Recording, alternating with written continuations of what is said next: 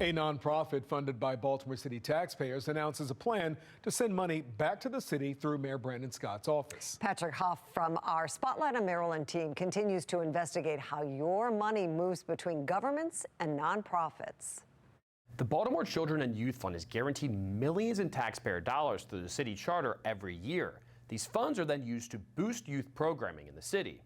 Now, because BCYF operates as a nonprofit, it is not required to conduct audits like government agencies, meaning it's difficult for taxpayers to track if their money's being spent effectively. BCYF announced last week that it's sending $1.5 million to Mayor Scott's office for strategic summer partnerships, including $500,000 to deepen alignment between BCYF grantees and city agencies.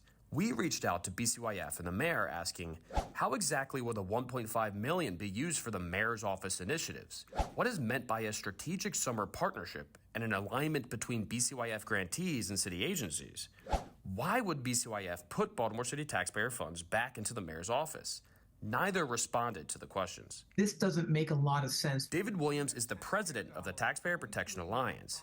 He said passing money between the government and nonprofits leads to unnecessary overhead spending. When you have money that's being processed through a nonprofit just to go back to the city, the taxpayers and the citizens of Baltimore aren't getting the biggest bang for their buck. BCYF's latest tax form in 2023 showed it had a $14.8 million budget from taxpayer dollars, $9.2 million of which it used to send grants to local organizations, meaning the remaining $5.6 million was used for administrative expenses. That's roughly 38% spent on overhead costs.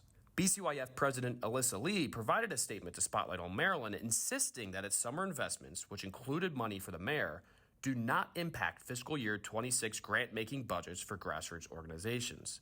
Spotlight on Maryland reported last month on how Mayor Scott's newly proposed Baltimore City budget sends $16 million in taxpayer funds to BCYF, $7 million of which BCYF then sends to the Mayor's Office of Employment Development. Mayor Scott said publicly that his office's partnership with BCYF is a major commitment to building a safer and healthier Baltimore for our young people. However, his office repeatedly ignored our questions about why Baltimore City taxpayer dollars would jump from a nonprofit back to the city. And the concern is that when you have money that's being funneled through any sort of entity, that you increase the chances of waste, fraud, and abuse. We've reported on a series of concerns at BCYF, including how it spent hundreds of thousands of taxpayer dollars on trips for its employees to Missouri, Alabama, and Louisiana. We'll continue to track how this group spends your taxpayer dollars. For Spotlight on Maryland, I'm Patrick Huff.